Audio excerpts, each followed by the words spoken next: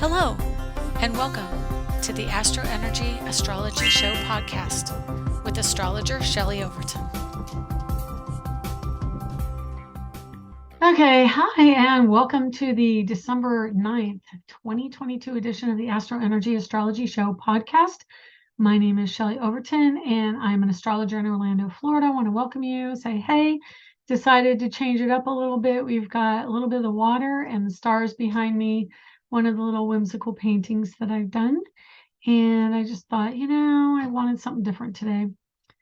But we are going to go over this week's astrology. And, I put up some asteroids as well. We'll see what happens and we'll analyze it and see what we get. Probably not going to be a real long show this week because there aren't any significant transits that I'm noticing here. I'm just looking and it's mostly Moon, Sun, Mercury, and maybe a little Venus. So we'll see what we get.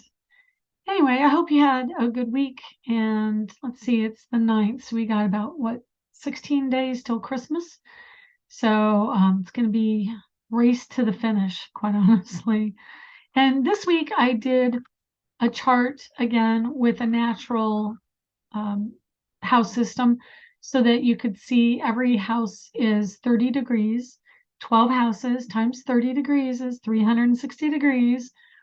And if you have any ideas of someone, celebrity or not, that you would like me to analyze a chart of, let me know in the comments. And we'll see what we get, because I'd really like to do more chart analysis on my podcast. And by the way, I just have to show you this. This is my astrology shirt. It goes green screen. But you can tell it was not an astrologer who did it, because look, Aries, Capricorn, Gemini, Aquarius, Taurus, there is no rhyme or reason for the order of that shirt. And you get to see all the undergarments too. Yay. Yay. No rhyme or reason for that shirt. Okay, anyway, getting on with it. So let's analyze what we have here. We've got Chiron at 12 degrees retrograde in Aries. Chiron, what it does is it brings out, triggers the events in our lives that really have wounded us. And because this is a transit, not a natal in your chart, it basically brings out the energy of our Chiron in our charts. And that is the wounding. It is the male wounding, the wounding around ego, our drive. And of course, right now, because Chiron is in Aries, it answers to Mars. Mars is retrograde. Mars just joined up with the moon. I don't know if you were looking at the sky. I'm sorry, my throat is a little hoarse right now. But when you looked up at the full moon, you could see Mars right next to it. It was just like, so it was kind of a cool event to notice if you are so inclined to look at astronomy. But having a ruler retrograde next to the full moon definitely will trigger issues around our sense of self, our masculine identities, or the divine masculine in our charts. So this particular energy falls in my house of work, and the 6th house, work and service and help and all the Virgo energy. And so there are strong energies coming through, around that particular theme. And wherever it falls in your chart, that's where the theme will express itself. You'll find, like for me, there's definitely an energy of healing around the idea of men. You may find that you are talking with men in particular, with specific men, say partners or husbands, boyfriends, sons, any man in your life, and noticing your triggers with them and what they do, how they make you feel. I've had some energy around that this week. When you think that you're done with your triggers, you get a Chiron in Aries transit. It makes you very aware that you're not fully done with your triggers. So know that is a frustration around manifestation and our drive, our sense of identity and ego, and how we can market or promote ourselves. And again, it rules the head, it rules blood. It is a sports energy around athletes. I was watching the World Cup today. Go Argentina. They won in a shootout at the end. It was a very good game, but I hope they win all the way to the end. Okay, anyway, moving on. We have North Node at 12 degrees retrograde. Anyway, 12-degree North Node retrograde in Taurus, and it's 3 degrees away from Uranus retrograde in Taurus as well.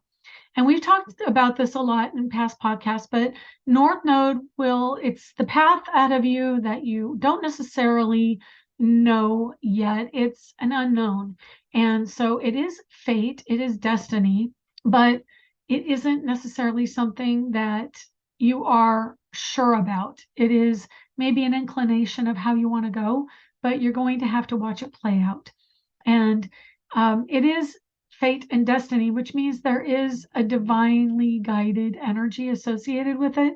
And then Uranus is, of course, that expression of higher understanding, of bringing in information that is almost innate. And it is the sign of genius. And I believe it is the sign of genius, Aquarius. Uranus rules Aquarius. Well, the planet of genius is probably more accurate. I think it is because we get a higher understanding dropped into our heads. So it is channeled information. And it just gives us a broader scope of where we can get our understanding from. And because Uranus rules Aquarius, it is going to be the planet that Pluto answers to when it moves into Aquarius. And so when Pluto, which is the ruler of Scorpio, moves into Aquarius, it's opposite the ruling planet Uranus in the opposite sign. Pluto naturally rules Scorpio, so it's opposite, which is Taurus. And so that will be a really interesting dynamic to see how the ruling planet of Aquarius is in a sign that is opposite of the planet that's going into Aquarius. And so what I foresee happening is that we're going to get a lot of information that we didn't know before. There are going to be stories coming out, storylines coming out where, it's like an ongoing progression of behavior. And we're going to see a lot more stuff that we didn't have before come out. Bell just rang. My daughter snuck in the room and rang the bell by accident. I didn't even know she did. I was like, we have a ghost. Okay, anyway.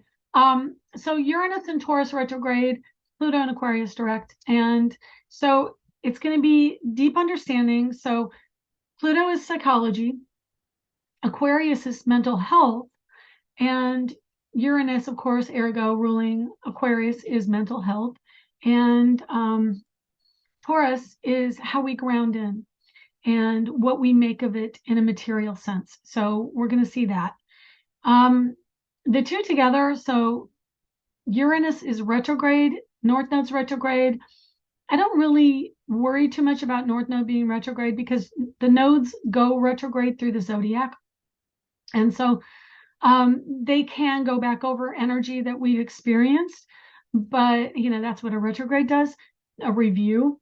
But they rotate retrograde through the whole, or backwards, what appears to be backwards, through the whole zodiac. So they're on their way to early degrees Taurus, while Uranus, even though it's retrograde, ultimately is moving forward and will hit Gemini. So the two together, though, have been really having a conversation for good 6 to 8 months this year.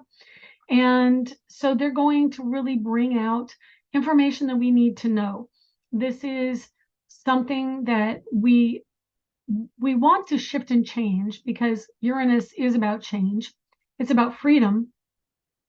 So this is about bringing about freedom associated with agriculture, associated with financial systems, which is crypto. And I know it's getting a bad rap lately, but it is the future. I am convinced that's what it is doing. It is going to be the currency of the masses. So this is a major moment in time. This is where we look to technology and, Twitter, what's going on with Twitter. what's going on with Facebook, Meta, all these things, even broadcasting, even though really Gemini kind of rules the broadcaster. Aquarius and Uranus rule the masses and the social media digestion of social media, so that who is observing it, who is using it and utilizing it. So that can also be a very big storyline. Definitely with Pluto and Scorpio, opposite by energy, not exact, of course. It's going to take a while. And Uranus will not be exact, although North Node in Taurus will go opposite Pluto in Aquarius at some point, or excuse me, square. It will square. There's going to be some definite energy with the North Node to Pluto coming up in the future, but Uranus will continue to move on forward and actually move away from that energy because Uranus is a faster moving planet. But it does speak to eclecticism and also values associated. Taurus is your personal value, and Pluto is the value as others see you or as people interact and how they value each other in a larger, broader sense. So that's coming in. And mental health issues, I think, will definitely get a lot more news and airplay and observation analysis. And I think because Pluto and Aquarius really makes us aware of where we put our sense of self and our psychology, specifically our psyche, that's going to be really interesting, as it's in a sign that is extremely quantum, for lack of a better word, that the energy is not easily linear, or you don't have the ability to pin it down as easily as, say, Capricorn energy. And so when Pluto moves into Aquarius, it's going to be really interesting to see the dynamic as those planets really kind of speak to each other. And then Uranus goes into Gemini while Pluto is in Aquarius, so it'll be a trine in air, or a trine to air signs, but with very deep, intense outer planets. Okay, Mars in Gemini still. The moon was just there yesterday, Wednesday. And we also had Neptune move direct this week, this last week. So Mars in Gemini, still moving retrograde. He retrogrades to about, I believe, 8 degrees. Let's just look. 8 degrees, 9 minutes. And so he's still got, obviously, 7 degrees left to go. So if you have planets between 7 degrees and 15 degrees, which it is today, those are the ones that are getting triggered. Now, he's sitting here in Gemini, which means he's opposite 17 degrees sun, because there was just a full moon right on him. And so there is still within 2 degrees of an exact opposition to the sun. And Mars is action. Of course, the sun is ego. The sun is the ruler of Leo, which is in positive aspect by element to Mars in the ruler of Aries. Aries and Leo are both fire signs. So you have this tremendous amount of fire at odds with each other, and it can bring in, normally would just bring in frustration. Normally there would be an ego element here and a sense of masculine drive and a masculine ego for sure. With it retrograde, there's going to be a hierarchy, and the sun in this case is going to be the power that wins out, because sun in a fire sign not impeded by a retrograde, which of course it never does retrograde because it's at the center of our solar system. Mars is in impediment because it's retrograde and it doesn't have any power right now. I mean, it does have power, but it doesn't have forward momentum. It has the ability to review and research and go back over old stories. So that's what it's doing. The sun in a fire sign is wanting to move forward, but Sagittarius is ruled by Jupiter, and Jupiter is about to change signs. There is a square to Juno at 16 degrees Pisces, Mars at 15, and the sun at 17. So what does that mean? Well, Juno rules marriage and the act of getting married, and sun is the ego wanting to move on. It can be a foreign energy. So maybe there's someone of foreign descent involved in a potential relationship And then Mars is the man of that relationship, but Juno is the coming together. Juno is the dream in Pisces. It's like we want to have the situation, but Mars and Sun, there's definitely an ego energy. So Pisces wants things to be very cooperative and just flow and come to them. Mars does not. Mars energy goes after what it wants. And because it's retrograde, of course, I've beaten this horse to death. It can't move forward. So it's reviewing its options. And there are two options. And then the Sun is, well, I want to go forward. I want to do something transitional and life changing and move about and have freedom. But I can't because now I'm squaring this energy of Juno and I'm squaring or opposing the energy of Mars retrograde. And then also my ruling planet, Jupiter, is changing signs within 2 weeks, which is the 21st. The positive thing about this is Jupiter's changing signs in 2 weeks. And that means when he changes signs, of course, also the Sun changes signs into Capricorn. And that means that there will be a square.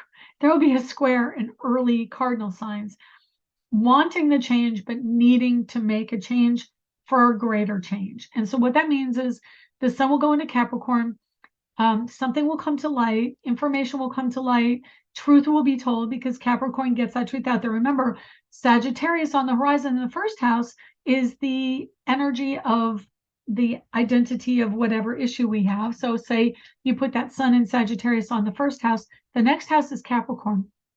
First house is the idea, second house is the culmination and the manifestation of it. And Capricorn likes truth. So whatever's going on right now, frustrating you, by the time Sun moves to Capricorn, chances are that information will come out and be spilled as soon as it gets over into Capricorn, which it lights the energy of the storyline, of the identity of a situation, of a person, of an ego, of whatever's going on. And then, of course, Jupiter is transitionary and expansive, optimistic, but changing. And so here at the end degrees of Pisces, it's really wrapping up and culminating the story. It's showing us where we don't want to be doing things anymore. So we've got this energy approaching in 2 weeks where the Sun and Jupiter square exactly. Today, Venus and Jupiter are squaring at 29 degrees, Sagittarius and Pisces respectively. And so we're having a difficulty with that energy. Also, I want to say, oh no, there's nothing showing up here. I thought there might be another opposition, but there isn't an opposition to Venus. It's just the straight up square to Jupiter.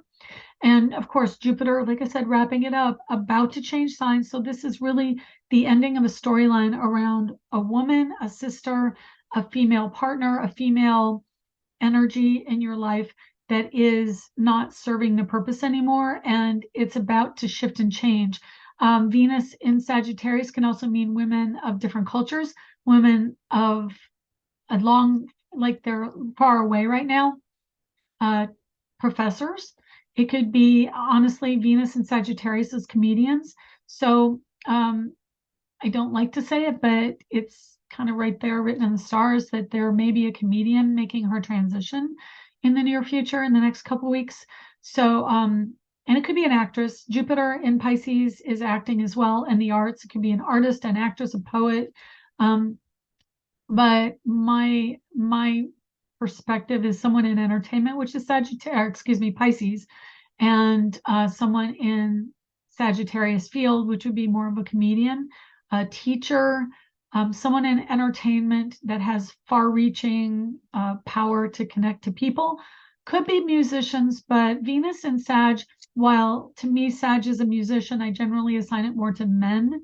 And then in the feminine energy, it seems to play out more in comedians. So yeah, there's that.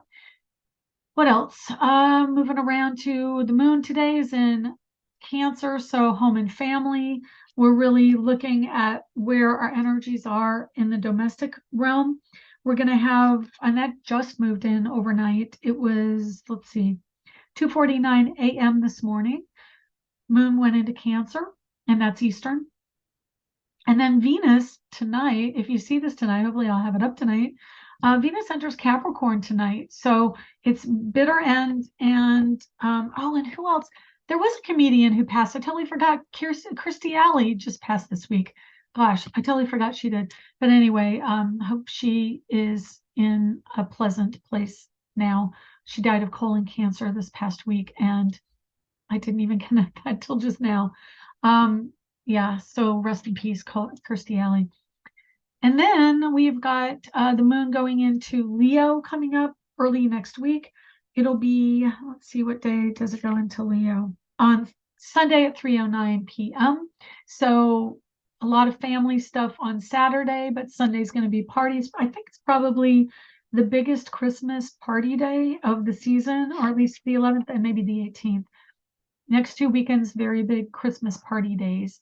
Moon in Leo, lots of fun on Sunday, connecting to creativity, fiery energy, leaders, being the center of attention.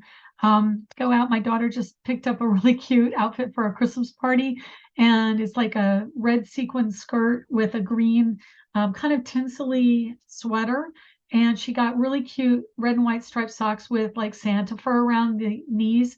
And on the bottom, it says naughty and nice. And I'm just like, give me those socks when you're done. I love them. They're candy striped. So red and white, really cute.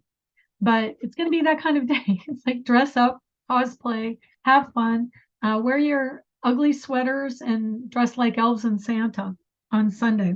Monday, we're going to have moon still in Leo, but there is a sun in Sag. Also happy-go-lucky Jupiter ruled energy, sextiling to Saturn in Aquarius. And so Saturn in Aquarius is, of course, in this chart in the 11th house. And because Aquarius naturally rules the 11th house, and this is a natural chart, you're going to have a lot of energy around connecting to people associated with work, but also that I think a much more happy, optimistic energy as we get into more of a Sagittarius expression with the energy of Aquarius, which is a very optimistic sign, I find, as a general rule, and forward thinking. The sun right now is in sextile to Saturn, so it is a really great time for connecting to people in other cultures, but also in social situations, being well. And we've got the World Cup, so that also is very big, world coming together for a sporting event, very much sun sextile Saturn.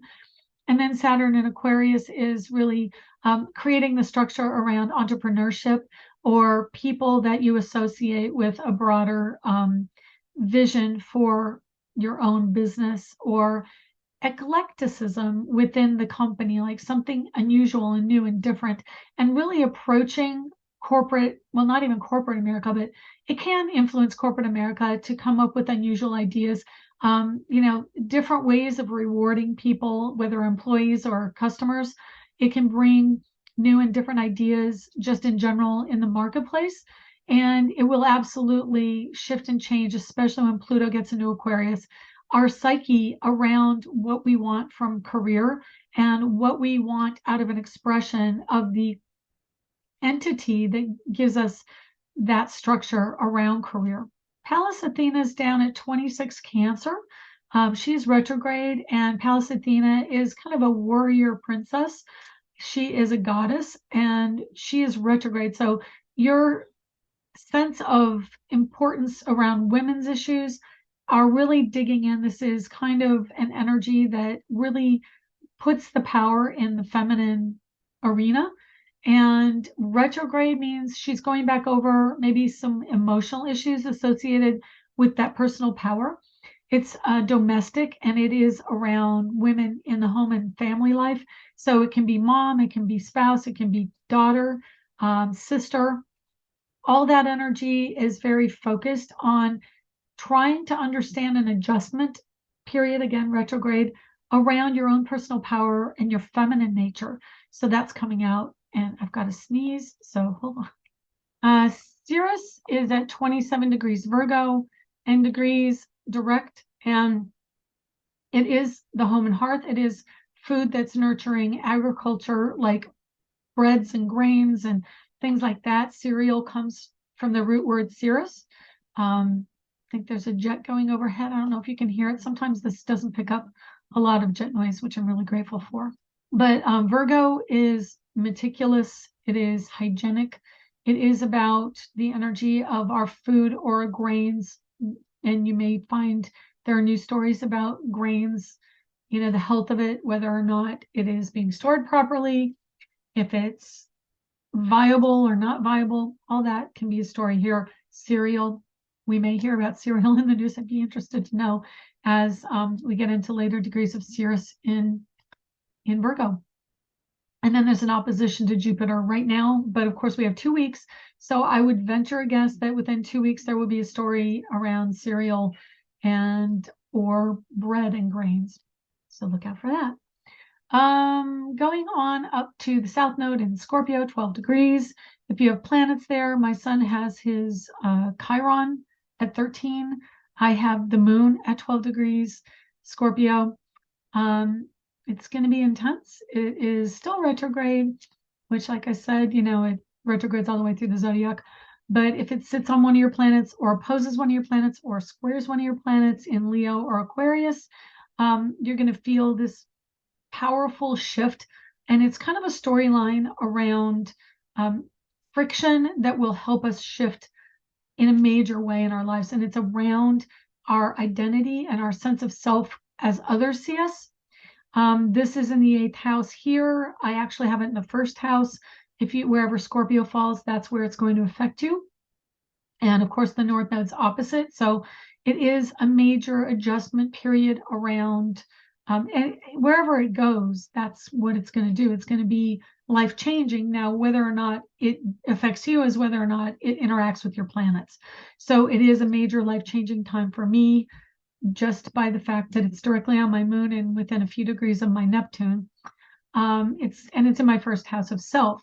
So if you're a Scorpio rising, you're really feeling this energy very strongly around shoring up your personal value as other people see you.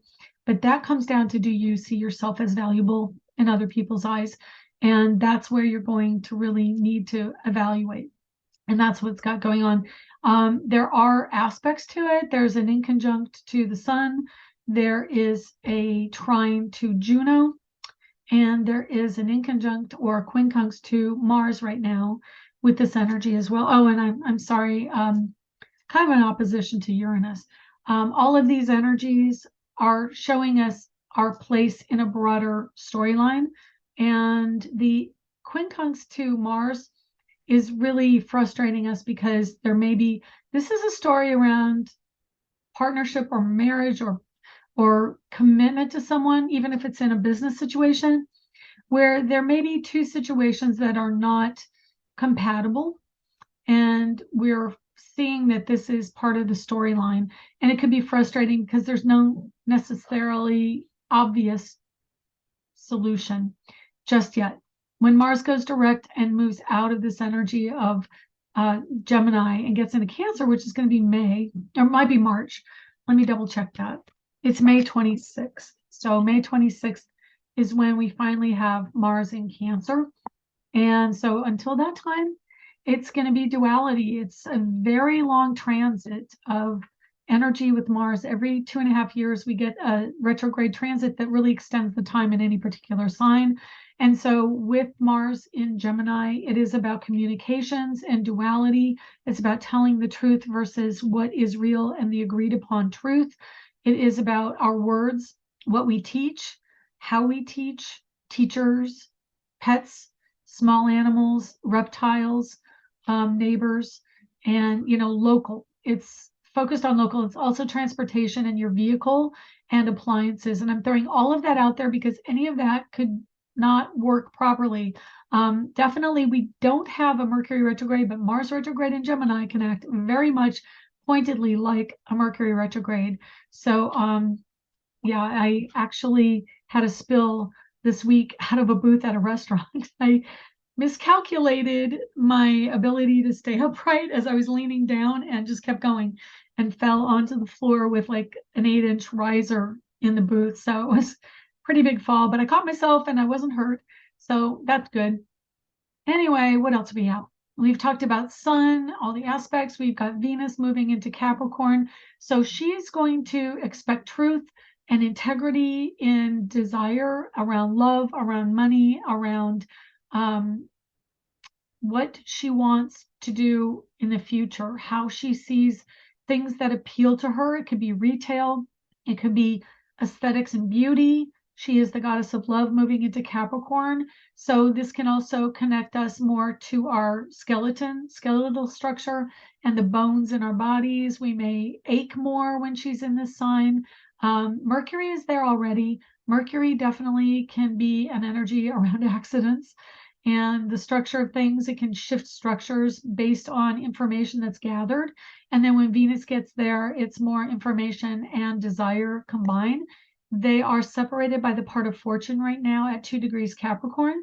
And so the part of fortune means that there is also kind of a moment of fate and fortune that comes in with the difference between where we see the information and what we do to integrate information versus the desire.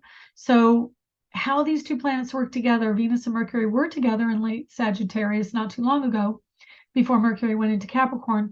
And they work together with desire and knowledge and then communicating what the desire is. So with them not together for, the near future, of course, like I said, Venus is going into Capricorn. When she gets into Capricorn, she's going to immediately connect to the part of fortune, which moves all the time anyway. It's an Arabic part, and there's a formula for that. I'm not going to get into it. I couldn't even tell you off the top of my head what it is. I'd have to research it. But you can also look up the parts of fortune or any Arabic parts that you would like to look into because they're quite interesting. There are many of them, but this is the one that's shown on this particular program. So a part of fortune is a formula that gives you a point where when planets transit or there are aspects to it, can create fortune for you.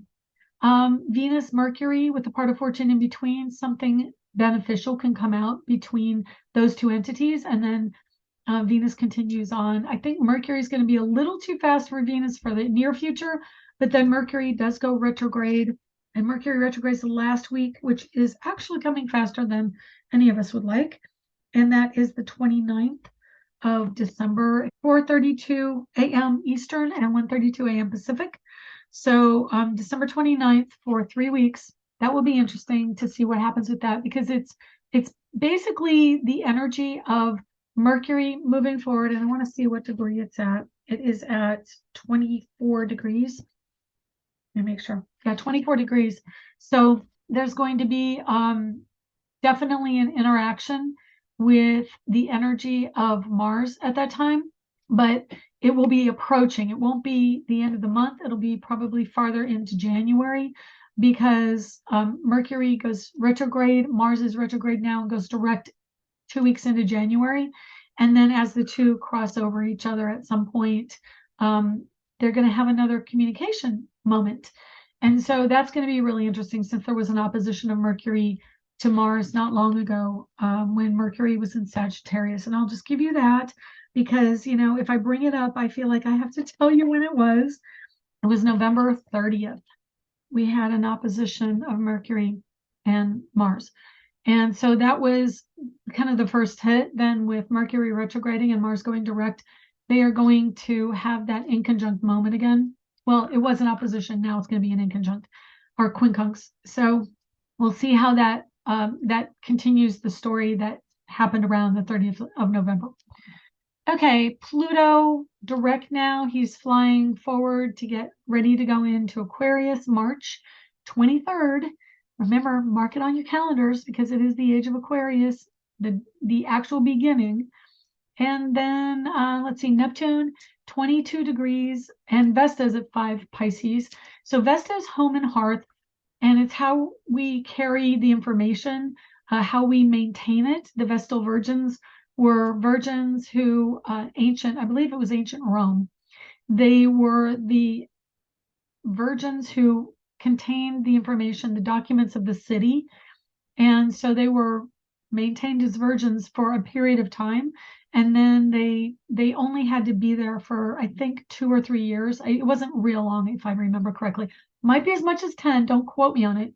But it was a limited period of time when afterwards they were allowed to marry. So Vesta is in Pisces, and that means that there is documents or are documents associated with the past, archival. This can also mean wills and information coming up from ancestry, things like that. It could be old photographs coming back in, any kind of documents that are associated with vintage, antique, or archival, and goods of the deceased, so to speak, as well. Let's see, Neptune, 22 degrees. Yeah, he's squaring Venus today, but like I said, Venus goes into Capricorn and we'll be moving away from that square. So Venus is feminine receptive, Neptune is feminine receptive, and squaring each other. It's a women's issue. And we just had the basketball player, I think Brittany Griner, if I'm not mistaken, is her name, just got released in a prisoner exchange yesterday or the day before. And so that really worked in her favor. She was an athlete, Venus, late degree Sagittarius. So, of course, I mean, I should have done her chart this week. That would mean the storyline of the athlete, ending of the story around that. So that completely is also Venus square Jupiter. There's a friction that makes a shift in late degrees. Really interesting energy. Neptune, again, water, storms, flooding, and emotions. It's still 22. It's going to be a while before it gets out of the sign. We'll see it there for a couple more years, if not a few more years. But yeah, Jupiter moves. I'm so excited for Jupiter to get back into Aries and things to kind of get out of that watery energy right now and really air it out and give us a little bit of fire for the new year. So that's exciting. And if you have any questions, pop them down in the comments. Like, comment, subscribe, share. And I hope you enjoyed the podcast this week. That's all. And I'm not going to really get too much into later the week. I'm really trying to move away from the day-to-day blow-by-blow kind of stuff and really only hit the highlights, because I do talk a lot. This is a free podcast, and I don't want it to go on so long that the editing is just cumbersome and prohibitive. So I'm trying to keep it succinct and maybe a little less of the day-to-day blow-by-blow and a little bit more of the in-depth aspects as they relate to you in your chart. I hope you enjoy what I'm going to be doing. I'm going to try and get more chart analysis because I think that's really valuable for people who are learning astrology. And if you want to know more about astrology and you're new, go to my website, angeliczodiac.com, and I've got Learn Astrology, a guide for beginners, an ebook that I've produced.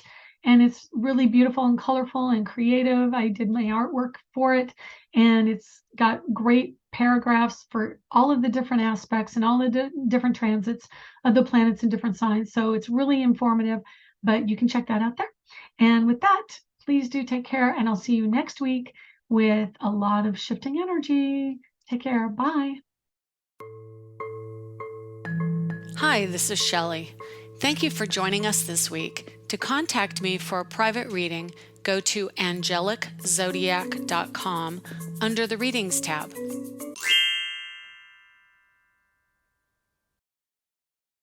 I don't know what this energy is here showing up. I don't know. Yeah, 8 degrees. It's in January.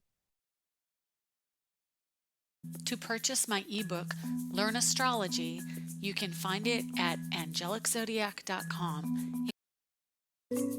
Background music was provided by Kevin MacLeod at incompetech.com. Be sure to check back next week and subscribe through iTunes at AstroEnergy Astrology Show.